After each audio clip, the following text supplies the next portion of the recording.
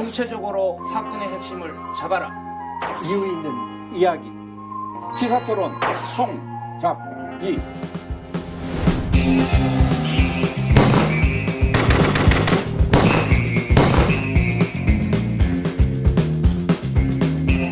시청자 여러분 안녕하십니까? 오늘부터 대한민국과 서산의 총체적 사건들을 속 시원하게 파헤치는 시사토론 총잡이 MC를 맡은 신성대학교 사회복지과 신기원입니다. 저와 함께 총잡이 진행을 도와줄 분들을 소개하겠습니다. 먼저 나사렛대학교 오웬스 교양대학 박상규 교수님 나오셨습니다. 안녕하십니까? 천안 아산 경제정의 실천 시민연합 전오진 사무국장님 나오셨습니다. 안녕하세요. 먼 길 오시느라고 두 분 수고하셨습니다. 그럼 본격적으로 총잡이를 시작하겠습니다. 오늘의 주제를 VCR로 보시죠.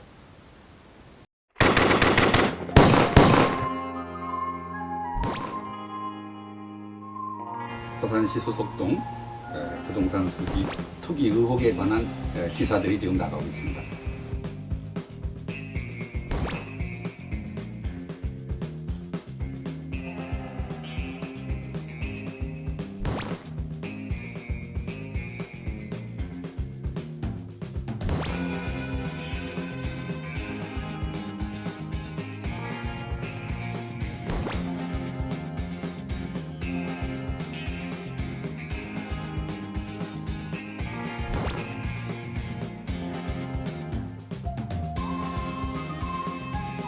네, VCR로 보신 것처럼 오늘의 주제는 서산시 수석동 부동산 투기 의혹과 관련된 내용입니다. 먼저 전국적으로 이렇게 땅 투기 문제가 좀 제기된 배경이 무엇이라고 보나요? 먼저 박 교수님. 두 가지 측면으로 좀 보고 싶은데요. 예. 첫 번째는 좀 표면적인 부분하고 예. 두 번째는 좀 더 근원적인 측면에서 좀 보고 싶은데요. 예. 첫 번째로 이제 표면적인 측면에서 보면 정부의 이제 부동산 정책. 예. 그러나 이제 실제는 부동산이 이제 폭등하는 그런 국면, 그런 국면에서 이제 LH에서 예. 그 내부 정보를 가지고 땅 투기가 있었다는 의혹, 예. 또 공교롭게도 이제 시기적으로 예. 보궐선거와 같이 맞물려졌다라고 하는 그런 표면적인 측면이 좀 있을 것 같고요. 그거보다 좀 더 근원적인 측면에서는 예. 우리 사회의 이제 시민 의식이 더 이상 이제 불공정 또는 투명하지 못한 이런 측면들을 이제 용서하지 않는 이제 그런 시민 의식이 발달이 근원적인 이유가 되지 않았는가 그렇게 보고 있습니다. 정 국장님 어떻게 보세요? 땅 투기 문제는 사실 어제 오늘의 일은 아닙니다. 그렇죠. 예. 더 심각했던 사람들이 더 예. 많았었는데요.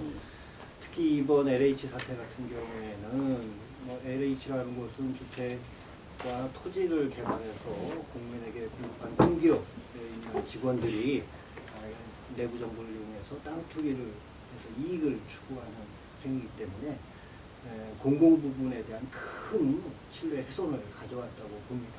특히 높은 전세값에 허덕이는 무주택자들 또 새롭게 집을 구하려고 하는 청년 신혼부부들한테 큰 실망감을 주었고 또 이것은 이 정부가 추구해온 기회의 평등 또 과정은 공정할 것이고 결과는 정의로울 것이라고 하는 정권에 대한 모토로 정권을 이어오고 있는데 여기에 대한 큰 배신감이 표출된 것이 이 문제가 제기된 것이 아닌가 이렇게 보고 있습니다. 그럼 뭐 여담입니다만 이런 어떤 국민들의 그 민심이 지난 어떤 그 서울시장이나 또 부산시장 보궐선거에 좀 어떻게 정 국장님 영향을 좀 미쳤다고 보시나요? 영향은 미쳤습니다. 예. 그러나 투표 행위가 당락을 결정하는 정도였느냐에 대해서는 저는 좀 부정적으로 보고요. 영향을 미쳤고요. 다만 이 주택 가격의 상승 부분이 이제 가장 결정적으로 영향을 미치지 않았나 이렇게 저는 판단하고 있습니다. 우리 박 교수님. 저는 영향이 결정적이었다 이렇게 좀 봐지는 게 이제 보궐선거 결과에 대한 이제 분석을 보면 흥미로운 이제 표현 중에 하나가 이대남이라는 표현이 있었습니다. 맞습니다. 네. 그 이대남이 이제 이번 보궐선거 결과를 좀 상징적으로 보여주는 측면이었다.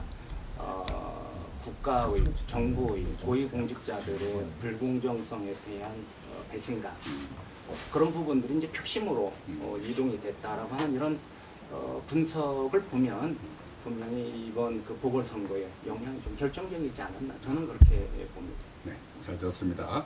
공직자들의 땅 투기 문제와 관련해서 어쨌든 정치권에서도 많은 노력을 해서 지난 그 4월 22일 날 공직자 이해충돌 방지법이 국회 정무위원회를 통과한 것으로 이렇게 보도가 됐습니다.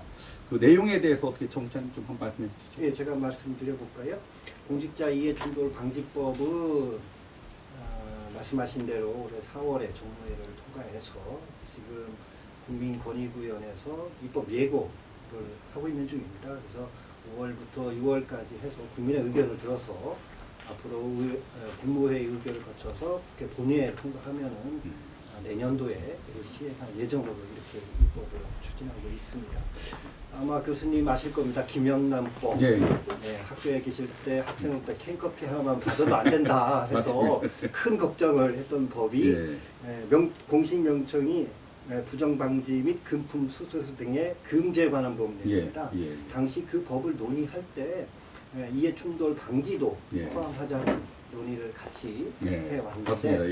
예. 당시 국회에서 이해충돌에 대한 범위에 대한 규정을 하는데 오래 걸려서 일단 이해충돌에 관한 부분은 다음에 하는 것으로 하고 이른바 김영란법이라는 것이 예. 통과돼서 16년도부터 시행해 왔고요. 이에 맞춰서 이제 정부는 행정부 소속 공무원만이라도 이해충돌 방지를 하자 해서 공무원 행동 강령하고 공직자 윤리법에 포함시켜서 사실은 공무원 같은 경우는 이해충돌 방지가 어느 정도 법령에 정해져서 이어왔다 이렇게 볼 수가 있습니다.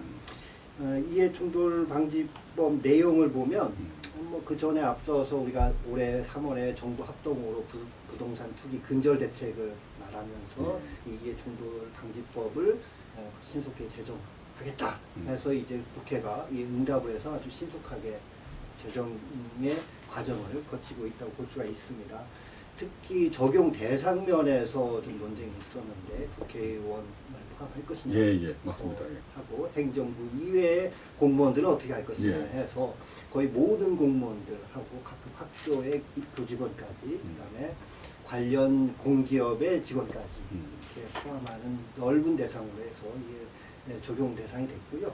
그 내용은 8가지인데 8가지를 다 말씀드리기보다는 공정과 관련되어져 있었던 가족의 채용 제한을 한다든가 또 이번 LH 사태와 같이 직무상 취득한 비밀을 이용해서 이익을 추구하는 행위에 대한 것들이 특히 제한되는 8가지 내용들로 포함되어져 있습니다.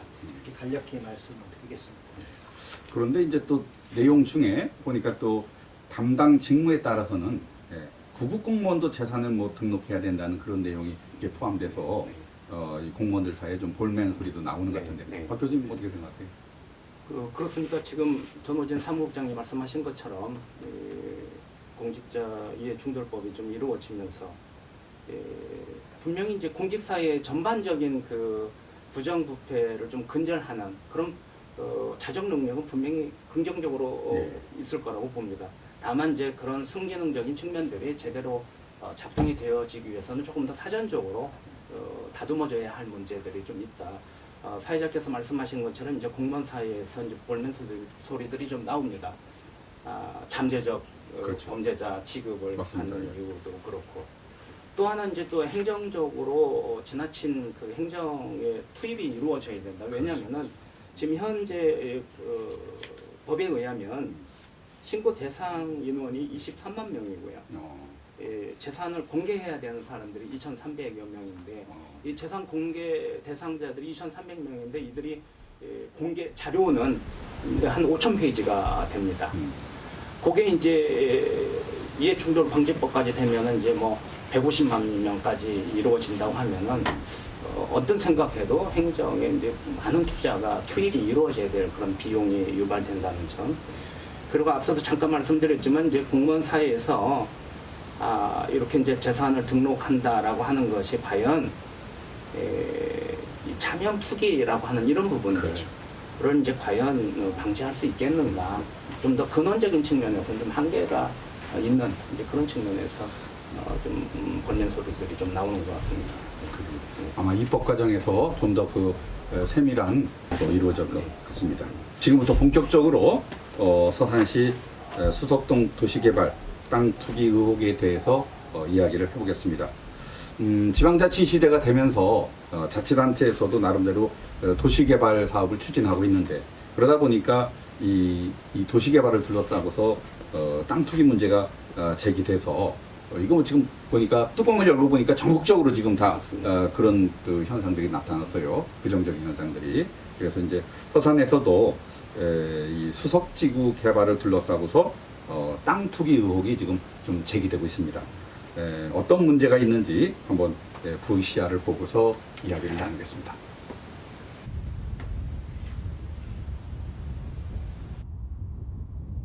네, 지금 보시는 곳이 수석동 지역입니다. 2015년에 이제 86만 제곱미터, 또 사업비는 총 1,403억 원으로 도시개발에 의한 타당성 조사 용역을 시장하다가 현 시장이 이제 당선되면서 2019년에는 그 사업이 좀 축소가 돼서 46만 제곱미터 사업, 46만 제곱미터가 됐고, 또 사업비도 969억 원으로 좀 축소가 됐습니다.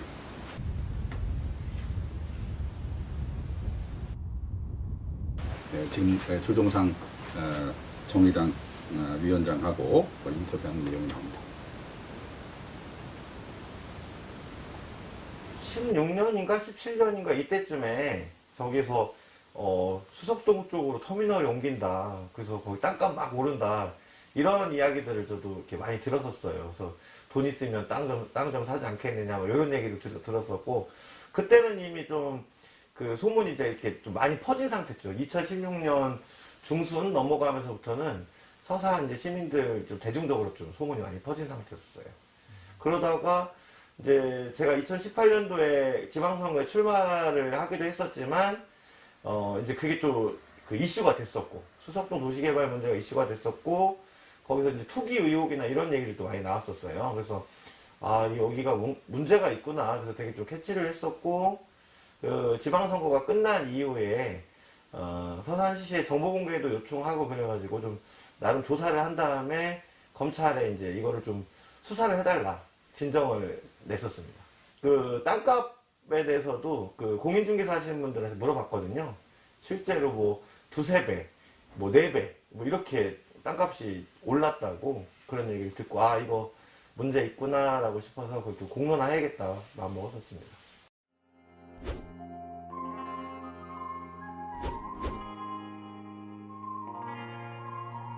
지금 뭐 토지 거래가 굉장히 많아지고, 또 그 가격도 굉장히 상승된 그런 내용들이 좀 나온 것 같습니다.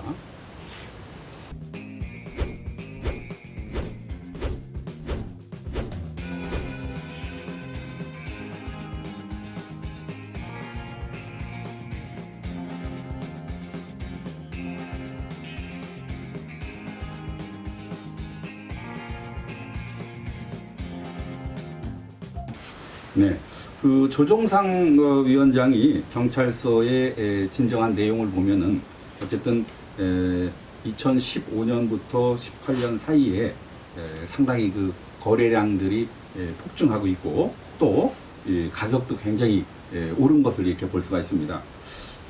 어쨌든 개발 정보가 유출된 것이 아닌가라는 그런 의구심을 가질 수 있는 그런 부분이 있는데, 거기에 대해서 어떻게 박 교수님 어떻게 생각하세요? 시민의 입장에서 보면 당연히 의구심을 가질 수밖에 없다. 지금 이제 인터뷰도 보고 VCR을 좀 봤지만, 시민의 입장에서 이제 저런 뉴스를 접하면 당연히 의구심을 가질 수밖에 없다. 특별히 2015년 한 5월부터 2017년 한 10월 이 시점이 참 중요한데요. 요게 이제 한 2년 6개월이 조금 못 미치지만, 이 시점은 이제 공식적으로는 수석지구 토지 개발 사업이 시민들에게 공개가 안 된, 예. 그러니까 말하자면 이제 내부자들만 이 사실을 알고 있는. 예. 그런데 이 시점에 수서지구가 토지 거래가 폭증했고 토지 가격이 또 뭐 2배, 3배, 4배까지만 올랐다. 뭐 이런 뉴스를 접하면 일반 시민의 입장에서는 당연히 의혹을 가질 수밖에 없다. 그렇게 봅니다. 정국장님 어떻게 됩니까? 저도 교수님 하신 말씀 동의하고요. 저도 같은 의견입니다. 다만 앞에서 보신 것 같이 15년도 4월 달에 타당성 용역 조사가 발표됐고 1년짜리 용역이었으니까 16년도에 보고가 됐을 거고 17년도에 지방재정 투인자 심사 결과가 시에 도착했다고 하니 그 기간 동안은 사실 행정부 내에서만 정부하고 됐을 터인데 일반 시민들이 이제 민간 투자를 했다는 것은 좀 의혹이 있어 보입니다. 다만 이 지역이 택지 개발이 될 것이라고 하는 것은 서산시 2030 계획에도 포함되어져 있는 내용이었기 때문에 뭐 터미널 이전을 빼고는 사실 택지 개발 지구로 정보가 됐죠. 공유된 상태였다고 볼 수는 있겠습니다. 예. 그래. 근데 이제 만약에 공무원이 타인에게 그 개발 정보를 알려주고 어떤 개인적인 이득을 좀 취했다든지 또는 공무원 본인이 또 개발 정보를 이용해서 땅 투기를 하든지 또는 뭐 가족 명의로 땅 투기를 했다. 그런 경우는 현재 그 법적으로 좀 처벌받을 수 있게 됐지 않나요? 맞습니다. 그 현재 공직자 윤리법에 그런 부분들은 이제 금지하고 있고 관련 법에 이제 처벌 조항을 좀 가지고 있는데요. 현재 공직자 윤리법에 의하면 직무상 알게 된 비밀을 이용하여 재물이나 재산상의 이익을 취하해서는 안 된다라고 규정하고 있고요. 부패 방지 및 국민권익위원회의 설치와 운영에 관한 법률에 의하면 7년 이하의 징역 또는 5천만 원 이하의 벌금을 처할 수 있다 이렇게 되어 있고요. 그리고 이제 곧 입법 예정인 공직자 이해 충돌 방지법에 의하면 7년 이하의 징역이나 7천만 원 이하의 벌금형을 규정하고 있고요. 또한 그 투기 정보를 이용해서 투기 이익금이 발생이 되면 3배에서 5배까지 벌금을 처할 수 있는 그런 벌칙이 규정되어 있습니다. 네. 다만 이제 이번에 이제 그 공직자 이해 충돌 방지법이 조금 하나 재미있는 것이 모든 사건에 지금 어떤 그 촉발이 되는 계기가 LH 사건 아니겠습니까? 그런데 이번 공직자 그 이해 충돌 방지법에 의하면 LH 사건은 이제 소급하지 않는다라고 해서 조금 어떻게 표현해야 될까요? 조금 흥미롭다 이런 생각이 듭니다. 그래요. 정국장님 어떻게 생각하십니까? 네, 저도 이해충돌 방지법 관련해서 말씀드리면 상당히 이제 강화됐다. 특히 이제 징계와 과태료, 형벌에서 모든 면에서 기존보다는 좀 강화되었고, 특히 공직자 같은 경우에는 파면하고 해임까지도 할 수 있는 중징계를 할 수 있도록 수위가 강화되었고, 또 그 정보를 이용해서 이익을 취득했는지 여부에 관계없이도 정보를 활용했다면 징계할 수 있도록 이렇게 해놨습니다. 또 박 교수님 말씀하신 대로 재산 환수도 이익 환수도 3배에서 5배까지 할 수 있고 그 취득한 토지를 때로는 몰수할 수도 있는 명확하게 규정을 해놓고 있습니다. 어쨌든 그 최근 그 서산시에서도 나름대로 그 좀 발빠른 좀 대응을 하고 있는 것 같습니다.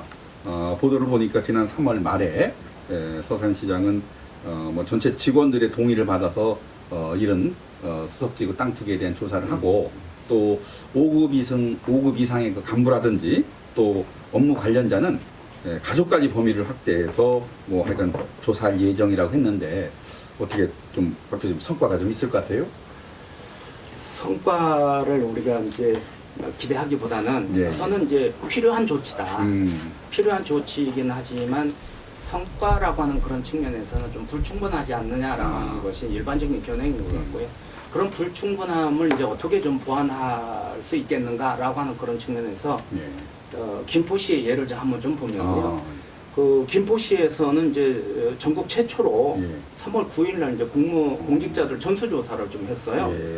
2,473명이고요. 지난 21년간 토지 거래 내역 전수조사를 21년간? 네.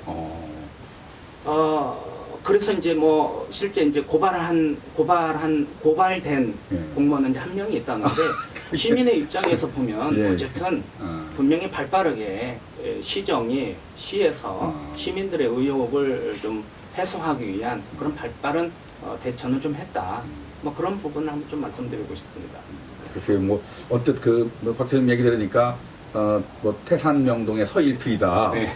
그런 생각도 좀 드는데 네. 어떻게 전 국장님 어떻게 생각하세요? 네, 어쨌든 공직자에게 경각심을 갖는 데는 필요한 조치라고 생각합니다. 다만 우리가 공직자 재산 등록 제도에도 나와 있지만은 본인과 본인 가족, 직계 정비소, 동거하는 가족만 할 수가 있고 독립되어져 있는 가족, 자녀나 부모는 고지를 거부할 수 있도록 해놨습니다. 부동산 투기를 할 때는 본인이나 본인 가족보다는 지인을 통해서 하는 경우가 많기 때문에 그 실효성에 좀 의문을 제기하는 편이긴 합니다.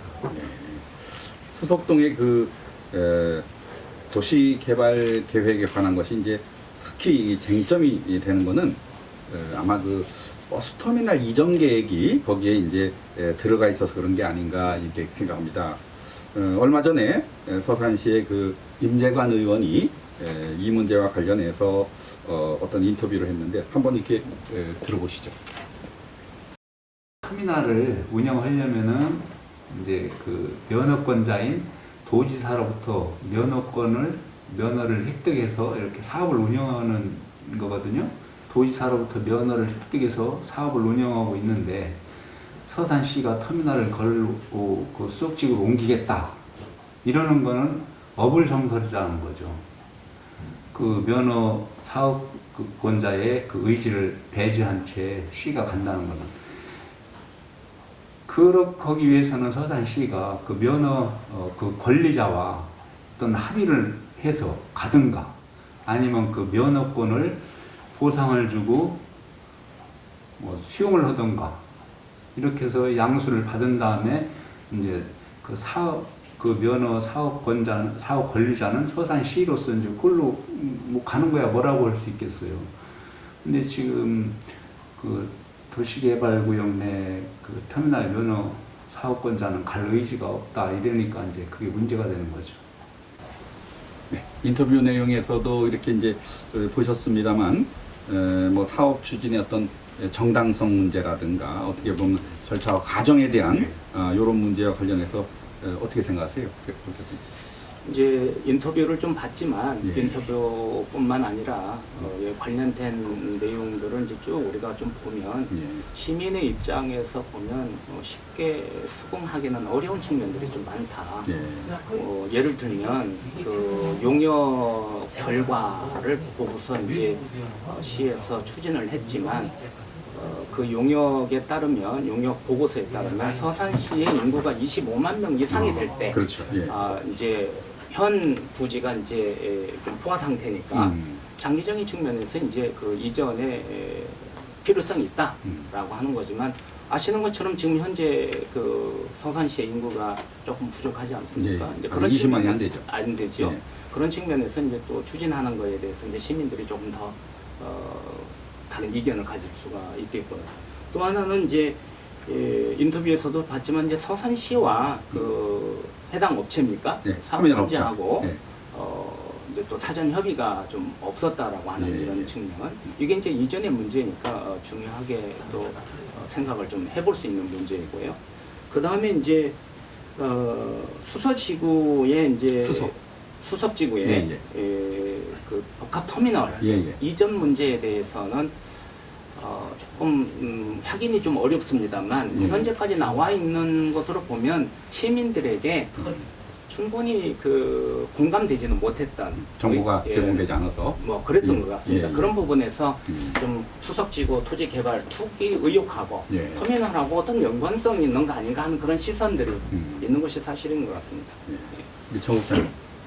저는 좀 일반적인 말씀을 드려야 될 것 같아요. 중소도시에서는 이 버스 종합 터미널이라고 하는 것은 교통과 유통, 상업의 중심축이고 도시 발전이 거의 축을 중심으로 해서 변모해 나가는 것이 중소도시의 특징인데 그 축을 옮긴다는 것은 이제 지역 전체에 큰 변화를 일으키는 사안이기 때문에 사실은 뭐 경솔하게 결정할 건 아니고요. 지역 주민들과 충분히 대화를 통해서 이루어야 된다고 봅니다.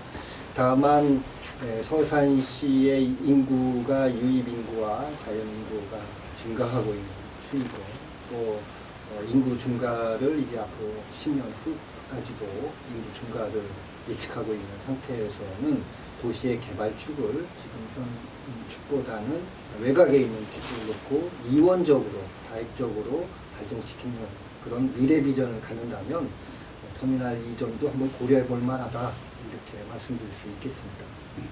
그래요. 근데 여기서 좀 한 가지 짚고 넘어갈 좀 사항이 있는 것 같아요. 여객 그 자동차 운수사업법 그 36조에 보면 여객 자동차 터미널 사업을 경영하려는 자는 국토교통부령으로 정하는 바에 따라서 시도지사의 면허를 받아야 된다라는 그런 규정이 있어요. 근데 이제 요 규정을 가지고 물론 뭐 여기에 면허권자가 시장인 건 아니죠. 그러나 시장이 면허권자는 아니지만 예를 들어서 수석지구를 개발하는데 그쪽에 뭐 터미널을 갖다가 업자를 공고를 낸다든지 뭐 이륙한다든지 또는 도시개발 계획을 수립하는데 그런 곳에 뭐 터미널이 갈 수도 있다라는 그런 것까지를 과연 못하게 하는 거냐라는 그런 것과 관련해서는 조금 이렇게 좀 의견들이 갈립니다. 그래서 그 부분 어떻게 생각하시나요? 먼저 정 국장님 어떻게 생각하세요? 저는 이제 면허권과 관련해서 이제 터미널 같은 시설의 이전 혹은 신축과 관련해서는 서산시뿐만 아니라 다른 도시에서도 굉장히 이제 민감한 사안이기는 하나 네. 도시의 발전축 또 미래 비전을 위해서는 이제 이전 신축도 가능하다 이렇게 볼 것이고요. 면허라고 하는 것은 요건, 면적이라든가 요구하는 요건만 갖추면 면허가 나오는 것이고 지방자치단체 장에 가지고 있는 도시개발 계획의 폼 안에서 얼마든지 이전 혹은 제2의 면허를 할 수 있다. 저는 그렇게 해석하고 있습니다. 지금 천안은 그 뭐 터미널 저기 어떻게 몇 군데나 있습니까? 천안은 천안시 시정에는 천안역 주변에 예. 소규모 시외버스 터미널이 있다가 예. 현 부지인 신방동에 옮겨왔는데요. 예. 문화복합시설이 되었죠. 거기에 이제 종합터미널이 있고 음. 별도의 하나의 회사가 바로 인근에 이제 고속버스 터미널 해서 모양은 하나이나 실제 주차장은 2개로 되어 있고요. 또 그러면 같은 그 뭐랄까 터미널 사업자가 같은 분이 하시는 겁니까? 다른 분 그럼 2개라고 봐야 됩니다. 예, 2개입니다. 예. 다만 도시가 좀 거리가 좀 인접해 있다 그것뿐이죠. 그렇습니다. 걸어서 뭐 1, 2분 안에 갈 수 있는 50m 건물만 2개 있을 뿐이지 같은 곳에 있어서 그러나 업장은 분명히 다르고 예, 예. 그렇습니다. 그리고 또 하나는 천안 같은 경우에는 지금 남부 지역, 특히 이제 아산, 예산, 서산 지역을 타겟으로 남부 터미널이 필요하다라고 하는 인식이 있어서 지금 새롭게 개발되고 있는 청수지구에 남부 터미널을 유치해야 된다라는 공약이 10년이 됐는데도 아직도 신축 이전이나 노선이나 이런 것은 나오지 않고 선거 때만 공약으로 제시되고 있는 상태입니다. 그만큼 터미널은 그 도시의 중심축을 옮기는 중요한 사업이기 때문에 시민들과 충분한 협의와 이해가 필요한 부분이라고 하겠습니다. 예. 박 교수님 이제 아까 다시 돌아보면 이 36조의 그 여객 자동차 터미널 사업의 그 면허라는 거, 그 규정은 면허권자에 대한 규정만 한 것이지 사실 이게 도시개발 계획을 뭐 거기에 포함시키냐 안 시키냐 그 여객 터미널을 그거하고는 사실 좀 무관한 거라고 저는 또 보는데 어떻게 생각하세요? 이게 참 어려운 문제인 것 같은데 제 생각은 사회자님 말씀하셨지만 요게 이제 지금 터미널 이전이냐 신설이냐에 따라서 서산시와 사업권자 음. 또 이제 이해관계 당사자들의 어떤 입장이나 시각이 조금씩 다른 것 같아요. 네, 맞습니다. 예. 근데 현재 지금 종합터미널의 수석지구에 대한 문제는 신설이 아니고 어쨌든 공식적으로는 이전입니다. 예, 예. 이전이라고 하는 그런 측면에서 보면 예, 아까 그 VCR을 통해서 인터뷰를 통해서 이제 봤지만 예, 그런 문제들에 대한 의구심 뭐 이런 부분들이 좀 제기가 되는 것 같습니다. 네. 네. 물론 그 지금 말씀하셨듯이 여객 자동차 운수 사업법 43조에 보면 터미널 사업자는 터미널의 위치, 규모 및 구조, 설비 등을 변경하려면 이렇게 변경 인가를 받아야 되나 이렇게 돼 있어요. 네. 그러니까 요거는 이제 터미널 사업자가 내가 A라는 곳에 있다가 B라는 곳으로 가겠다. 네. 그럴 때는 이제 변경 인가를 받아야 된다. 이제 이런 거거든요. 네. 근데 이제 현재 뭐 보도를 보면은 이 현 터미널 사업자는 이전할 생각이 없단 말이에요. 그러니까 사실은 제가 볼 때 이게 43조하고 이제 관련이 없고 네. 결국은 이제 36조와 네. 관련된 내용인데 36조는 공교롭게도 이 사업을 하려는 사람은 시도지사의 면허를 받아라 이렇게 돼 있거든요. 네. 그러니까 사실 이 수석지구에 도시 개발을 하면서 뭐 그쪽에 터미널이 올 수도 있다. 하면은 누군가가 정말 또 그런 또 민간 업자 중에서 하겠다는 그런 자금과 뭐 여력을 가진 사람이 있다면 뭐 충분히 또 이렇게 이 그쪽에 또 이렇게 도의 충남도의 면허를 취득해서 거기서 이제 터미널 사업을 할 수 있지 않은가. 뭐 저는 개인적으로 또 그렇게 생각을 해봅니다. 그러니까 이제 그 부분에서 예. 그 행정상의 이제 문서 상에서 이제 이전이냐 신설이냐에 따라서 좀 해석이 좀 달라질 수 있겠다. 근데 이제 다시 한번 말씀드리면 이 43조는 이제 터미널 사업자 기존에 하던 사람이 예. 이게 이제 이전을 그렇지 변경이라는 예. 게 이전이니까 예. 그렇게 할 때 하는 거고 예. 만약에 이 사람이 그런 의도가 없다 그러면 사실은 뭐 36조의 경우는 그걸 어떻게 보면 열어놓은 게 아니냐. 그렇기 때문에 조금 전에 이제 정 국장님도 얘기했지만 천안 같은 데는 또 어쨌든 다른 사업자로 이제 두 군데가 있을 수도 있고 그런 것이 아닌가. 아마 뭐 충남 도내에도 이 버스터미널이 두 곳인 곳이 천안 이외에도 또 전화 다른 데도 또 있는 것으로는 알고 있습니다만 그런 생각이 좀 듭니다. 네. 자 그러면 향후 이 수석지구 개발은 어떻게 진행되는 게 좀 바람직스러운 것 같습니까, 박 교수님? 예. 수석지구 개발이 이제 일단은 2028년까지 완공 목표입니다. 예. 그런데 우리가 지금 이 총잡이라고 하는 이런 프로그램을 통해서 예. 이런 사안을 첫 번째로 좀 다뤄볼 만큼 예. 처음에 이제 관심사인데요. 그렇죠. 예. 이런 시민들이 합리적으로 가질 수 있는 의구심을 좀 해소하기 위한 발빠른 또는 책임성 있는 조치들은 취해지면 좋겠다. 그럼 결국 그거는 일단 서산시가 좀 나서서 해야 될 부분이 있겠네요. 그렇다고 봅니다. 아. 네, 아까 김포시를 이제 잠깐 언급을 했지만 예.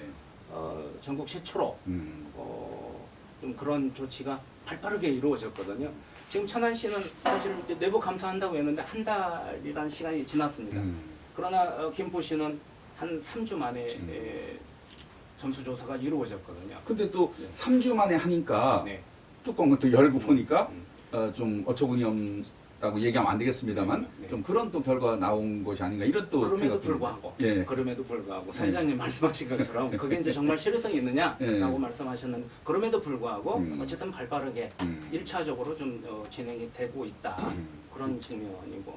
그러니까 이제 적극적이고 능동적으로 네. 이 나서서 네. 어떤 의혹을 벗어날 수 있도록 네. 좀 노력하는 네. 게 좋겠다 네. 그 말씀이군요. 네. 네. 아. 우선 좀 첫 출발이 돼야 그 다음 단계로 나갈 수 있는 것이니까요. 그 다음에 이제 두 번째 문제가 지금 이제 우리 바로 앞서서 논의했지만 이 복합터미널 이전 문제가 좀 아주 좀 첨예하거든요. 그렇죠. 예. 사실관계도 잘 모르겠고 어쨌든 이게 지금 수석지구 개발은 2028년이고 또 터미널 이전은 또 35년이고 뭐 시차도 잠깐도 아니고 꽤 깁니다. 지금 2021년인데 35년, 14년이라고 하는 그 장기적 비전이라고 하는 이런 측면이 과연 어쨌든 그런 과정에서 시민들의 좀 의구심이 있다면 터미널 복합터미널 이전 문제에 대해서도 또 시민들의 입장에서는 왜 수석지구 토지 개발 사업에 그게 들어갔고 예, 그런 문제들이 이제 시민들에게 공개가 되지 않는 상태. 그래서 또 사업권자는 막 간다 안 간다 사전 협의가 있었다 없었다 그런 이야기도 나오고 그리고 또 이제 이해관계 당사자들이 거기에 관련돼서 또 스탠스에 따라서 조금씩 의혹도 그렇죠. 좀 있고 뭐 이런 측면들이 있어서 차제에 뭐 조금 더 긍정적이고 능동적으로 좀 접근해봤으면 서산시가? 좋겠다. 네.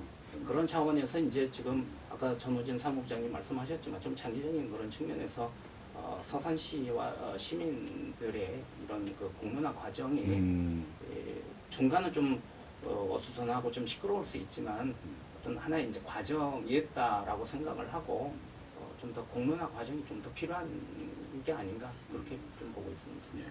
그 정국장님 그 사실은 이게 터미널이 저희들이 그 뭐 어렸을 때나 이런 때는 사실 터미널이 이제 버스 타는 곳이라고만 이렇게 인식이 되고 있었지만 지금은 사실 그 어떻게 보면 뭐 복합 터미널 이런 표현도 하듯이 문화시설, 여가시설이 이렇게 좀 이렇게 어우러진 그런 어떤 공간으로도 활용을 하는 것 같단 말이에요. 그래서 이 수석지구 개발 이런 것이 만약에 뭐 터미널 이전 여부도 관련될 수도 있지만 이제 어떻게 또 가는 것이 바람직한지 어떤 생각이세요?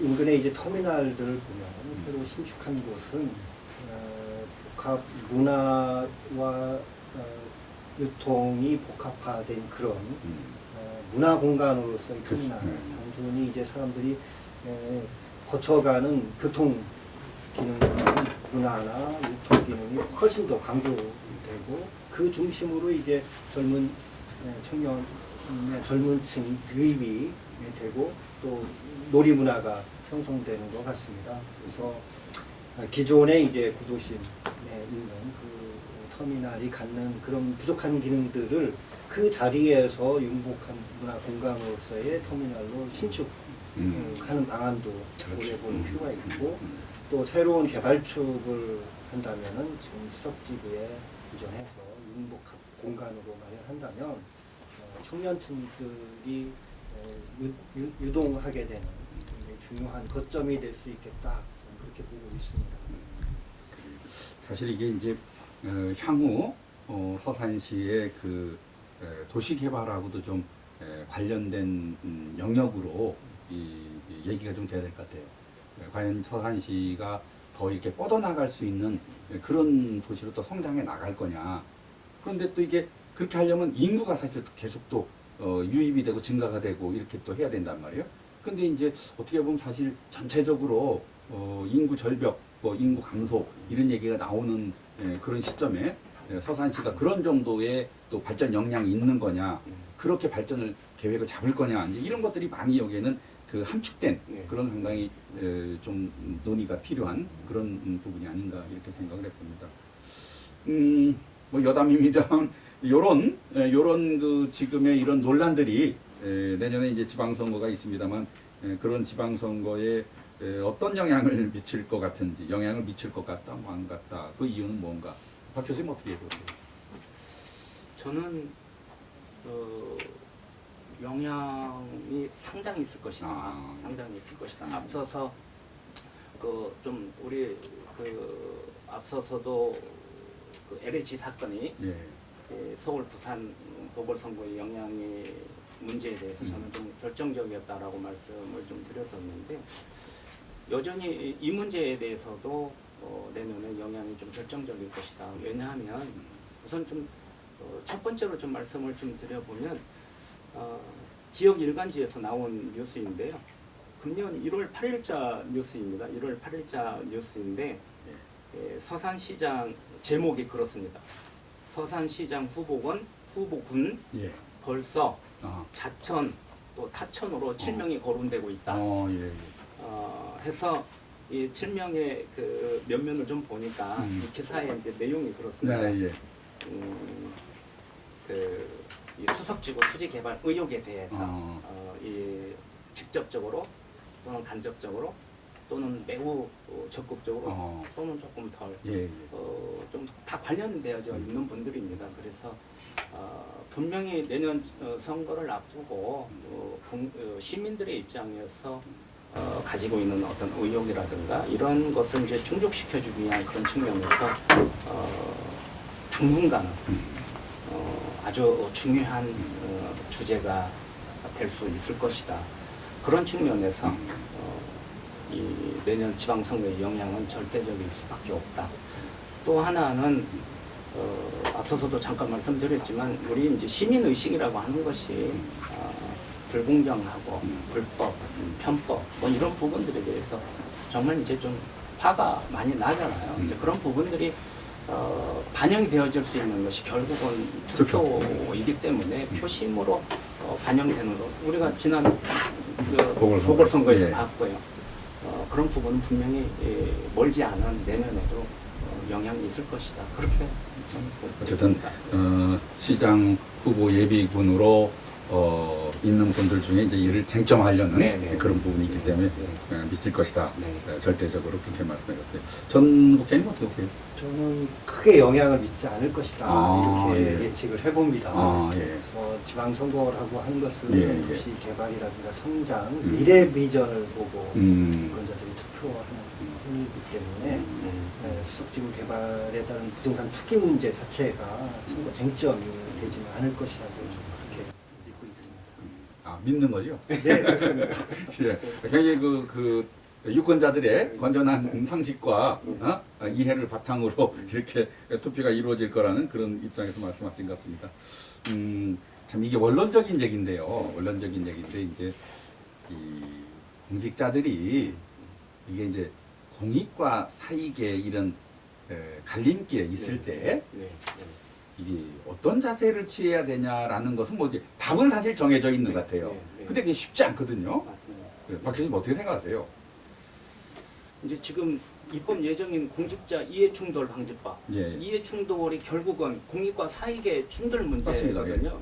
이제 공직자 이해충돌 방지법도 지금 현재 있는 뭐 공직자 윤리법 등등이 금지하고 있고 하고 있지만 뭐 해오고 있었던 것이 그렇죠. 사실인 예. 거고 결국 이런 문제들이 법으로 과연 다 잡을 수 있는 건가? 열 경찰이 아니 열 포졸이 한 명의 도덕 잡지 못한다고 결국 중요한 것은 공직자의 윤리가 아니겠는가? 이제 그런 측면에서 사실 좀 지나치게 교과서적인 얘기지만 그러나 가장 필요하고 강력한 방법이 법의 어떤 제정보다 사실 우리가 이야기하지만 공직자 이해충돌 방지법이 없던 것이 생긴 거 아니지 않습니까? 그렇죠. 그냥 지금 유사한 법들이 있는데 비슷하지만 이제 또 만들어진 거거든요. 결국은 법이 중요하긴 하지만 법으로 다 그것을 예방할 수는 없다. 더보다 중요한 것은 이제 공직자들의 어떤 내재적 가치가 중요할 텐데 그런 측면에서 이제 우리 공직자들도 그렇지만 사기업체에서도 사실 이제 직무 재교육이 많이 필요하잖아요. 세상이 변하고 뭐 과학기술이 발달하고 있으니까요. 그러면 공직자들도 이제 재교육이 필요한데 그래서 좀 공직자들의 재교육 프로그램을 한번 좀 봤어요. 공직자 윤리라든가 철학이라든가 이런 좀 교과목들이 좀 있는가. 그러나 제목상은 없습니다. 공무원 교육원에요? 네네. 그 세부적으로 들어가면 있는지는 모르겠지만 그런 부분들이 좀 없다. 또 공무원의 이제 어떤 그 진입하는 9급 시험이나 7급 시험을 보면 9급의 경우에는 행정학이 선택 과목입니다. 7급은 필수 과목이긴 하지만 문항이 20문항 정도가 되고요. 물론 이제 9급 시험은 내년부터는 이제 행정학이 이제 필수로 지금은 선택제지만 이제 필수제로 바뀌어서 행정학이 수업이 시험 과목으로 들어가긴 하지만 제가 말씀드리고자 하는 요점은 좀 부족하다. 우리의 그 공직의 그 어떤 흐름이 직무 기능 중심으로 우리가 지나치게 좀 편향되어져 있지 않는가. 조금 더 공직자 윤리, 철학 이런 부분으로 강조가 좀 돼야 된다. 잠깐 말씀드렸지만 9급 7급 말씀드렸지만 사실 일반 행정직의 경우에 이제 행정학의 선택이다 필수다 이렇게 되는데 직렬이 굉장히 많지 않습니까? 직렬이 많은데 그 많은 직렬 중에서는 이제 행정학이라고 하는 것이 꼭 행정학이라고 하는 게 제가 이제 행정학을 공부해서 행정학을 말씀드리는 것이 아니라 어쨌든 공무원은 이제 행정학이 가장 교과서적으로 배우는 교과목이니까요. 그런 측면에서 보면 일반 행정 직렬에만 행정학이 들어가고 다른 직렬에는 행정학이 시험 과목으로 들어가지 않는다. 그렇다면 재교육 과정이라든가 하는 이런 부분에서라도 분명히 좀 보완되어야 한 측면들이 있다.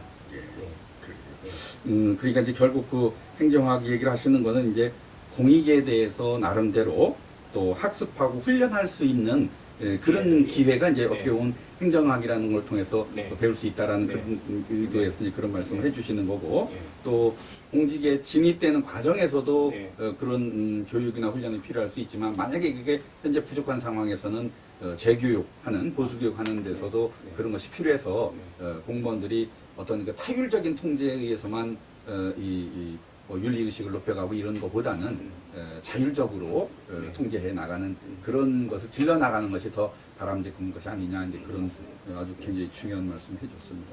우리 정 국장님 어떻게 생각하세요? 네, 공무원 행정행위나 정책 집행을 하는 사람들이고 이분들의 행위는 국민의 지지와 성원이 없으면은 정책 집행이 원활히 될 수 없습니다. 그런데 공직자가 공직 수행 과정에서 취득한 정보를 활용하게 되면은 국민의 지지와 협력을 얻지 못할 것이고 또 국민들에게 필요한 정책 집행이 되지 않을 것입니다. 그래서 공직자는 다른 어떤 직종보다도 더 높은 수준의 윤리의식을 가져야 된다고 생각합니다.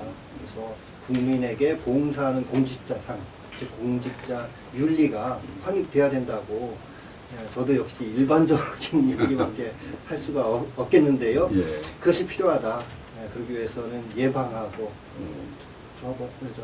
적발하고 또 강력하게 처벌하고 또 재발하지 않도록 하는 노력들이 전반적으로 국가 정치에 필요하지 않나 생각됩니다.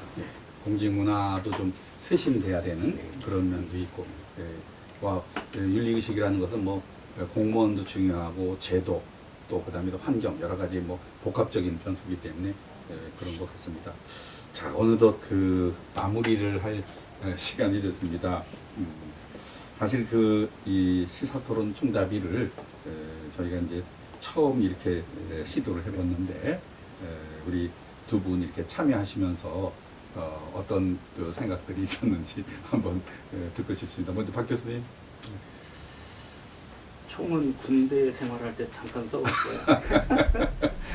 좀 많이 부담스러웠고요. 조심스러웠습니다. 이제 우리 서산 방송에서 서산 시민들의 알 권리를 충족시키기 위해서 녹화도 아니고 이렇게 생방송으로 하니까 많이 좀 조심스럽고 어려웠는데요. 너무 좀 주제가 굉장히 좀 그렇습니다. 좀 심각한 거였죠.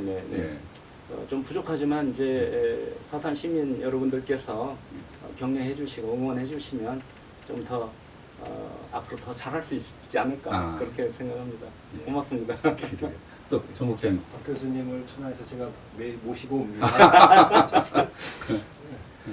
하여튼 생방송이라고 해서 굉장히 걱정을 많이 했습니다. 그래도 이제 오고 가며 유쾌하고 즐겁게 준비하자. 그런데 첫 번째 내용이 엄중한 내용이라서 준비하기 어려웠습니다. 하여튼 다음에도 이 경험을 가지고 즐겁게 함께 해보고 싶습니다. 하여간 두 분 오늘 고생 많으셨습니다. 오늘 우리는 현재 전국적으로 문제가 되고 있는 공직자들의 땅 투기 문제와 관련해서 서산시 수석동 도시개발 투기 의혹에 대한 이야기를 나눴습니다. 문제의 핵심은 공직자들이 개발 정보를 이용해서 땅 투기를 하는 것은 범죄 행위다라는 그런 입장입니다. 앞으로 서산시의 조사 결과와 또 수사기관의 수사 결과로 그동안의 의혹이 말끔히 해소되기를 기대하며 이번 기회에 공직자들의 공직관과 또 업무 자세가 재정립되기를 바랍니다. 시청해 주신 시청자 여러분, 그리고 같이 대담해 주신 두 분, 감사합니다. 수고하셨습니다. 고맙습니다.